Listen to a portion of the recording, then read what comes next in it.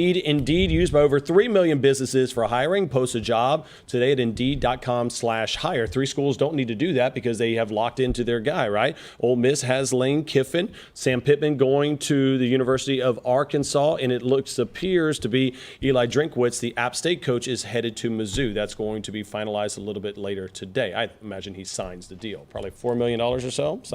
Bad little payday for those guys.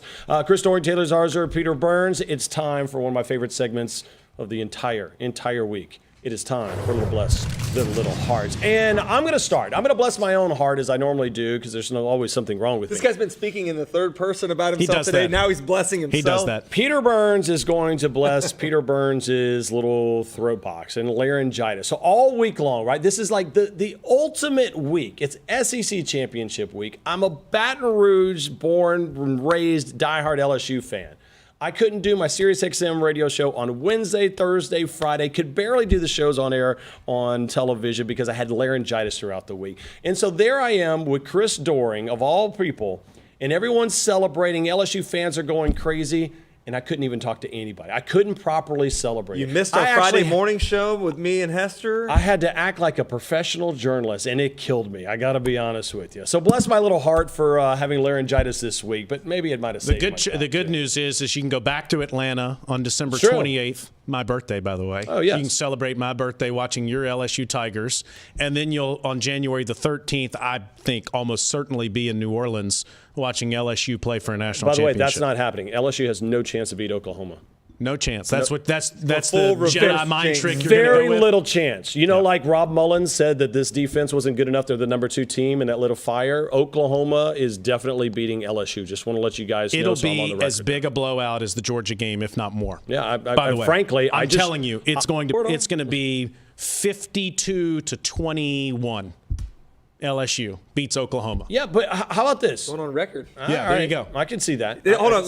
Let's rewind the tapes. No, I don't know any other South Carolina. It's going to beat Clemson. I don't know what you're talking about. Bless your little heart for that. All right, let's bless some hearts. I'm going to bless the hearts of the Georgia fans. Now, this comes because the bar was set high for Georgia fans. I think you look around in the conference at teams who aren't, the fan bases that aren't traveling as much. Georgia has traveled. I mean, they've been out there, red and black all over. But this week, halftime of the Georgia LSU game, Georgia fans hit the exit.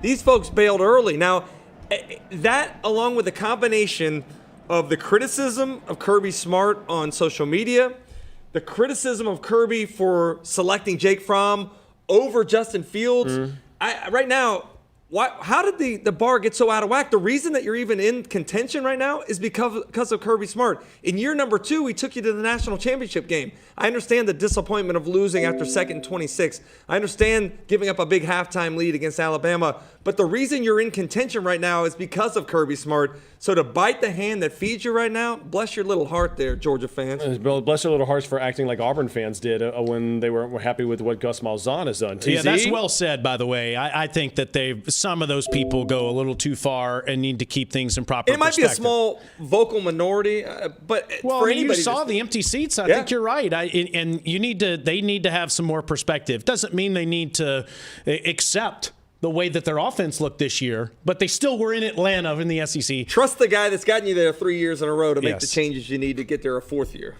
All right. Bless the hearts of the Pac-12.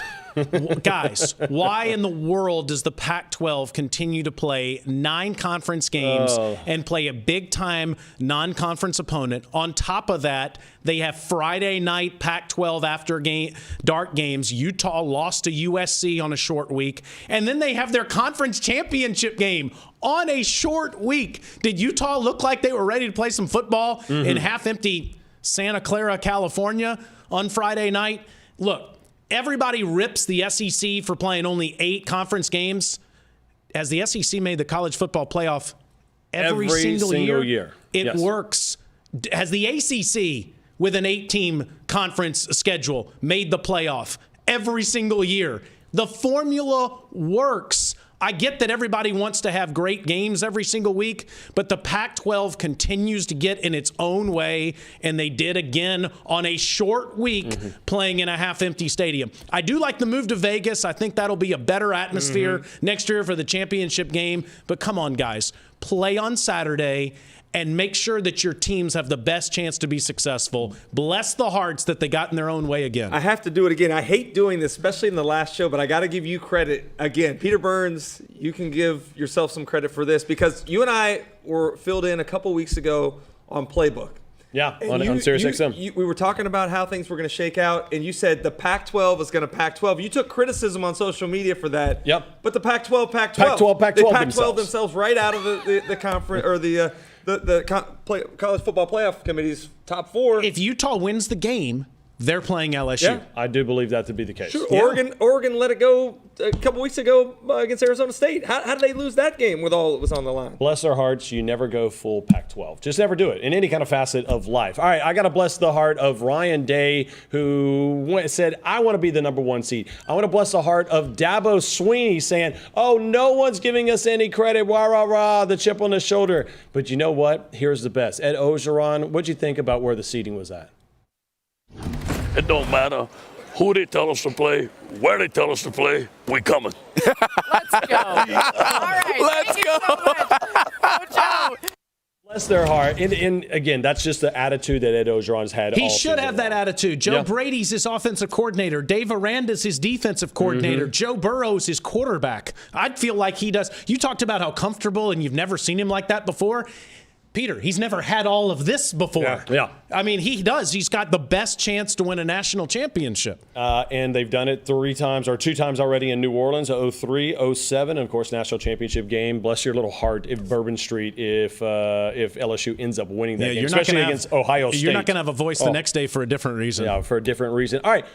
What's the one image that you're really going to remember 2019 college football season for in the SEC? I think the LSU-Alabama game and the way that it went down, I think that all of us wanted that game to last forever because it was so fun to watch. And the amount of courage that Tua played with that day in a losing effort, LSU was clearly the better team.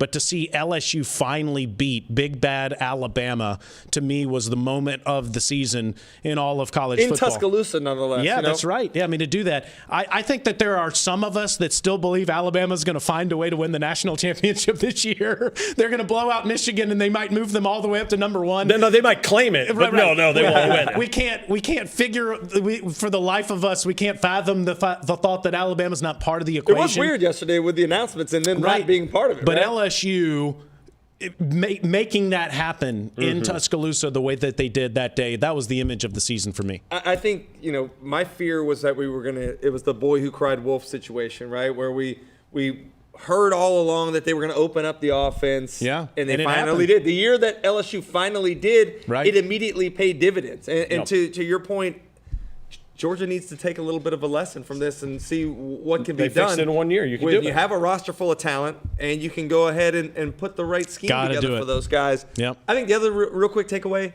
was the dynamics in this conference, the haves and the have-nots, a big gap between those two in 2019. I'll take what Lynn Bowden did at Kentucky to my grave as one of the forget Eddie greatest things. Eddie Grand, you not getting forget emotional Eddie about it. Elijah Moore and how the butterfly effect of him raising his leg in the Egg Bowl changed everything. But ultimately, it came down to Joe Burrow, a guy that said Nebraska said wasn't good enough to play for him, not once but twice. Yeah. Well, he went on and won the Heisman Trophy. Boys, it's been a fun season. Yeah. Thank you. Taylor Zarzer, Chris Yeah. Doring, Peter Burns, Morse Medium. Don't leave me hanging. Thank you for watching SEC. Last segment of the year before we say goodbye.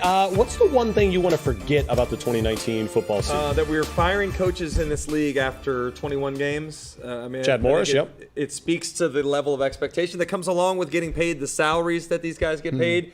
But it's a tough task to come in and completely change a program in that period of time. Anytime that you go up to the line of scrimmage and you don't do what has been called by the offense, it's a bad decision. Jarrett Garantano going rogue. However, Tennessee never lost again after that. So he and the rest of the team handled it well, but I'd like to forget that play. Overall, I think just to see how many people were not happy with Gus Malzahn in the middle of the season going, and it seems like just wash, rinse, and repeat. For him to win the Iron Bowl again, I thought was very impressive. I still think there were Auburn fans, a small tiny piece of them. Kinda wanna lose that game? I wish they would have lost that game. That's Which ridiculous. is not cool. Well, we need to erase them because they don't need to be out there, and then they need to pull for the Auburn Tigers. Taylor Zarzer, not on Twitter, so don't follow him there, but follow this guy, the governor, Instagram. at Chris Doring, myself, at Peter Burns, ESPN. It's a wrap for SEC this morning.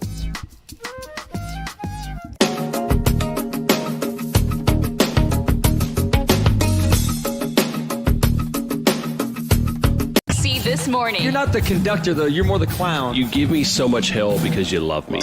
On Sirius XM SEC Radio. That's what I love about doing this show. We celebrate all 14 schools.